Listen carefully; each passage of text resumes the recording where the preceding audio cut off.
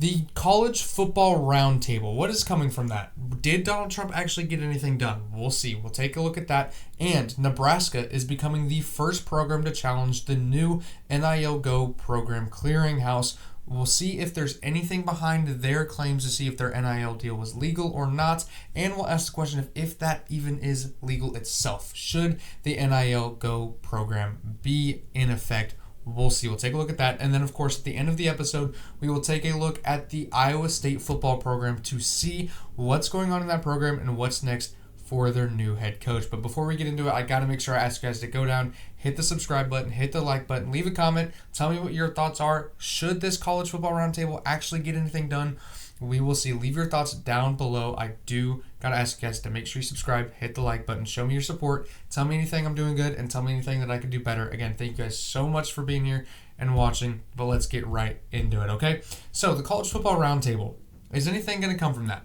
Is anything going to come from that? I'm not sure. So, for whatever reason, Donald Trump decided to bring in a ton of people that may or may not have had anything to do with college athletics. I know Tiger Woods was there for some reason. Nick Saban was also there. He's pretty important. A lot of college football commissioners were there. Big Ten commissioner and the SEC commissioner were both there, so that's a big deal, right? They can get stuff done. A lot of chancellors and presidents, they can get stuff done. But there were a lot of guys there that were just kind of like, you know sports, you can come. Sure, why not? That's not how it should be. Well, anyways, they ended up coming to the conclusion that they should just go back to how it was in the 2010s. And I don't think that this is going to work very well at all, okay? College football has gotten to the point where there's no going back. You can't take away NIL money from players now, okay? They already have it. They're already getting it. You're not going to be able to enforce rules that say, you can't have this money. Because legally, you are worth whatever someone is willing to pay you. There should not be anything that gets in the way of someone giving you money, right? If you do something and someone is willing to pay you for that service, then you are worth however much they are willing to pay you. There's no rules and no legal rules on if someone is worth something or not worth something, or if someone should be making money, if they shouldn't be making money. If someone's willing to pay you to do something, then you are entitled to that money legally. I don't see how the NIL Go clearinghouse is going to be able to negate that at all, okay? I understand that there's like rules in place where they can or can't, they can or cannot challenge that, they can or cannot sue the new NIL Go clearinghouse or anything, but I just don't see a way that they are able to change anything, right? Because legally, you are entitled to the money that people owe you. So we'll see where that goes going forward, but I don't see a way that they're able to go back to what it was in the 2010s, 2000s era. Now, this is not going to be an isolated incident. There are plenty more. A lot of Big Ten schools apparently got notified that a lot of their NIL deals were invalid, and they are going to have to get rid of those or challenge them and take them to arbitration, as Nebraska is doing. And I figure a lot more schools are about to do this, and you're about to get this in the news a lot. So, to be honest, I don't see a way how any of this goes through, just because legally a player is worth however much money anyone's willing to pay them, right? This podcast isn't worth anything because I'm not making any money off of it right now. But if someone were to be, then I am entitled to the money that someone is willing to pay me for the service that I'm doing in this podcast. Same thing goes for the college football players. They go and they try and play, right? They play football. They do a great job. Someone's willing to pay them for that service of playing football. They are going to be worth, and they are entitled to however much anybody's willing to pay them. So it's not, I don't think it's going to be legal for the NIL Go clearinghouse to really be a serious thing going forward. And that's why you don't hear about it in the news. Like a lot, this should be huge news. Like it's trying to regulate NIL and trying to regulate everything that comes with NIL and NIL deals, what should and shouldn't be legal, what is pay for play, and what's an actual NIL deal, paying for name, image, and likeness. They're trying to figure out which one is which and trying to regulate that. Yet you don't hear about it in the news, and it's because no one really takes it seriously. Coaches, players, administrators, they don't take it seriously because they know that a player will get as much money as someone is willing to pay them, because legally that is how college football works. That is how the ecosystem in America works. You can't just say, actually you can't have that money. You can't do that. That's not legal. The NIL Go clearinghouse will not be able to do that. going forward. So I just don't see a way that this college football roundtable really ends up doing anything. We'll see going forward, but again, Nebraska is challenging one of their NIL ruling. They won't be the last, and we'll see where that goes from there. I bet a lot of money that the Nebraska player ends up getting their money. We don't know what player, don't know what NIL deal it is, so I would bet a lot of money that the Nebraska football player, whoever that is, does end up getting their money, and the NIL Go Clearinghouse isn't able to actually do anything. So we'll move on to and with this roundtable, I just don't really see how anything's going to come from that either. Just like the NIL Go Clearinghouse, it's not legal to get a bunch of players not able to make their money, right? We already established this with NIL being allowed in the first place. What the NCAA was doing for years, not allowing players to get money that people were willing to pay them, was illegal. The NCAA was not allowed to do that. That's why everything changed. That's why everything is the way that it is now. It went to court already. It already did all these things. And Trump just wants it to go back to how it was. And it's like, man, we all do. We get that. But it's not going to be able to do that because it is illegal. It has already been through court. They're hoping to get a, quote, favorable judge.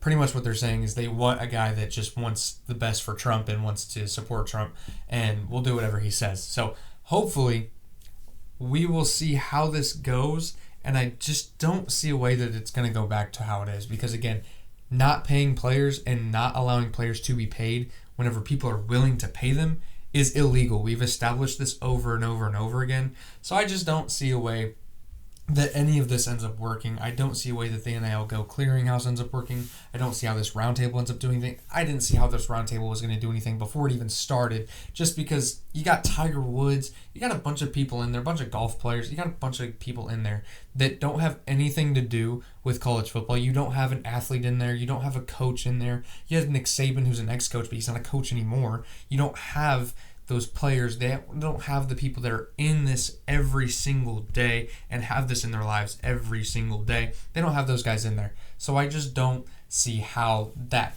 roundtable was going to go anywhere in the first place, because you don't have the right people on the roundtable. You don't have the right opinions. You don't have the people who live and breathe this NIL stuff. It's just college football commissioners and some chancellors and presidents here and there that pretty much all want the same thing, and they just want what's best for them, right?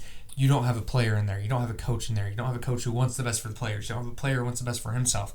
You don't have the right opinions in there. So I didn't see a way that this college football roundtable was really going to do anything. And then I'll go clearinghouse again. It is illegal to keep someone from making money that someone is willing to pay them. You can't do that. So when we establish this with everything with NIL already, so I just don't see a way that anything ends up happening from any of this. So we'll move on from that and get into the Iowa State football program spotlight. Okay, they just hired Jimmy Rogers from Washington State. Look, he did all right. Washington State 6-6. He didn't get dealt a great hand. John Mateer left. That offensive coordinator went with him to Oklahoma. So they didn't get a great hand, right? You didn't have a lot of high expectations. But at South Dakota State before that, he did a great job. Won a national championship, 33-9. So was he a good hire, right? You go really good at South Dakota State, winning a national championship at the FCS level, and then you move to Washington State and you go 6-6. I don't see, does that translate, right? Can that translate to the highest level in the Big 12 in a Power 4 conference? We'll see. I have all the respect in the world for him. He won a national championship. He's done a really good job, but it's going to be difficult for that to translate, especially whenever you went 6-6 your first year at Washington State. Didn't learn the lessons that I think that you're supposed to learn as you build a program, right? You did that at South Dakota State, but it's a different monster whenever you get into the power level of college football and the FBS level of college football. There's a difference there. So I don't know if those skills will translate. I don't think he learned much at Washington State. I think he's going to be learning a lot on the job at Iowa State. So not to say that he can't do it, right? He won a national championship at South Dakota State. He has all the potential in the world. I just don't know if he's going to be able to translate that success from South Dakota State all the way up to Iowa State, right? Like, that's just a big difference in talent level, big difference in paychecks for not only him, but his players and assistants. So we will see if he can translate that. We'll see. But again, he got handed a bad deal at Washington State. He's getting handed a worse deal at Iowa State. 50 players left for the portal, most of them following Matt Campbell to Penn State. I don't see a way that they're going to be any good in the first year. They didn't get a great transfer portal class in return. Only one 4-star, which was Isaac Terrell from Washington State. He had 7 sacks last year. So by all means, pretty good player. The rest were all 3 stars and lower. Didn't have a very good transfer portal class to replace all the guys that left, which included a ton of really good defensive backs. I think around like 75 starts around defensive backs all leaving. They're starting quarterback, they're starting tight end. I think a receiver or two is also leaving. They are in a deep hole, a much deeper hole that he got handed at Washington State. Now he's coming into Iowa State and has a deeper hole he's got to climb out of. I don't know if he's going to be able to do that. But again, he won a national championship at South Dakota State. He's a winner. He knows that he can do good things. Jimmy Rogers is a really good head coach, and he's shown it at the FCS level. He just hasn't shown it at the FBS level quite yet. So we'll see where he goes from here. Will they ever get back to the level that they were under Matt Campbell? I'm not sure, okay?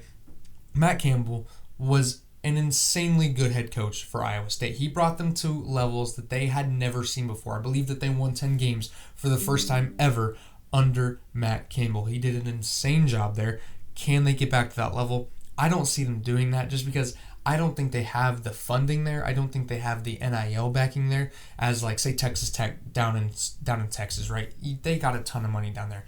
That's the kind of program they have to compete with now. I don't see that happening. BYU.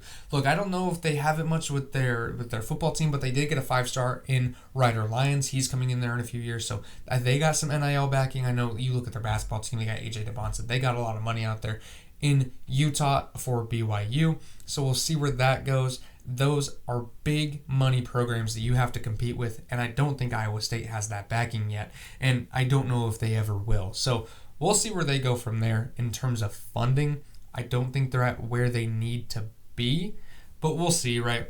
I just don't know. It's tough to see. I don't see a way that they really climb back to where they were. They can get back to maybe 9 wins. That would be a best case scenario for Iowa State. I think right now, if you're an Iowa State fan, I would be happy with making a bowl game last year, right? You just don't have a lot of potential going forward. They don't have a lot of recruiting classes the past few years in the first place. Even if all their players didn't leave, they haven't been recruiting at a very high clip. So I don't see a way that Iowa State gets back to where they were. I think they can be really good again eventually, but I don't think it's anytime soon. They really got to build there. They really got to get more investment into their football team. I don't see how they improve to where they were. I don't see them competing for Big 12 championships anytime soon. I think they missed their window there, but you never know. Like we see Indiana, we see a lot of these programs come out of nowhere all the time these days, so maybe Iowa State can pull something like that off.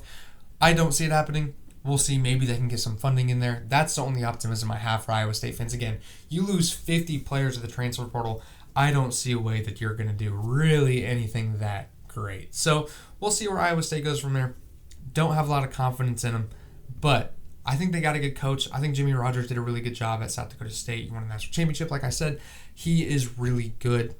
Didn't do it at Washington State. I don't think he's got enough experience at the highest level. I don't think he has enough learning moments at the highest level that you need going into a job like Iowa State. So we'll see. Again, not a lot of confidence. Kind of a somber way to talk about the Iowa State football program, but we'll see. Maybe they can get something in there that we don't know about. Maybe there's something in the works there that we don't know about. We'll see. We will see going forward for the Iowa State football program. But that's going to do it for this episode. I know it's really short, but I've been really busy. I got sick last weekend. That's why I didn't have an episode out on Tuesday like I normally do. Next week we will be off just because I'm going on a vacation, going out, taking a week break from Scoring from 50, and then we'll get right back into it.